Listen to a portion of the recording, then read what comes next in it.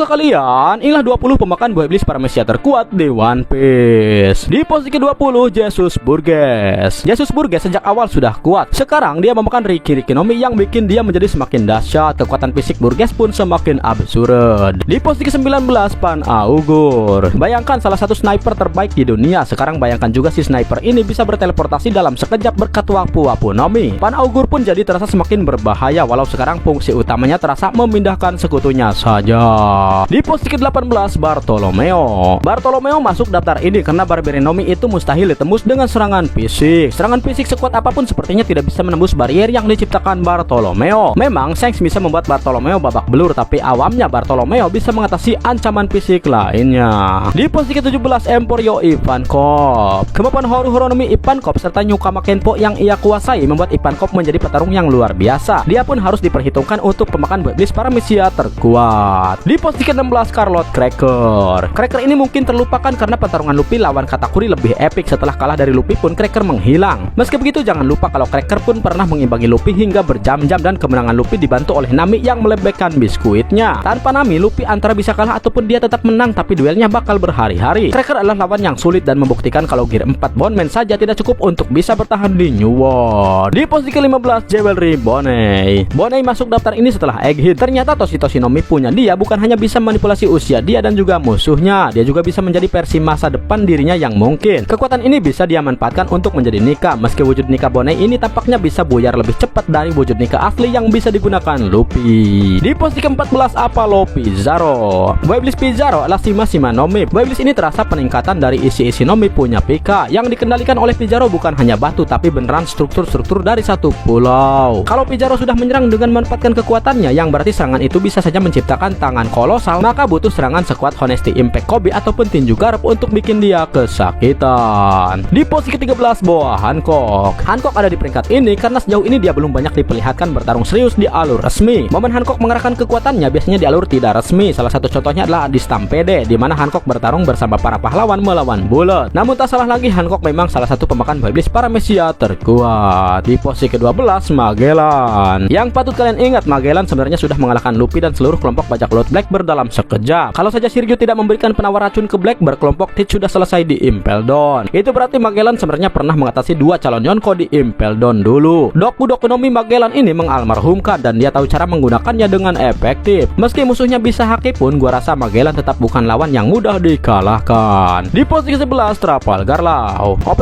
Nomi termasuk salah satu buah iblis dengan potensi luar biasa besar. Trafalgar Law alias gue sendiri pun sudah mencapai awakening untuk buah tersebut, membuat dia bisa menggunakannya dengan lebih banyak cara. Prestasi Law untuk mengalahkan Big Mom bekerja sama dengan Eustace Kid memastikan dia pantas disebut sebagai salah satu pemakan buah iblis jenis paramecia terkuat. Di posisi ke-10, Shiryu.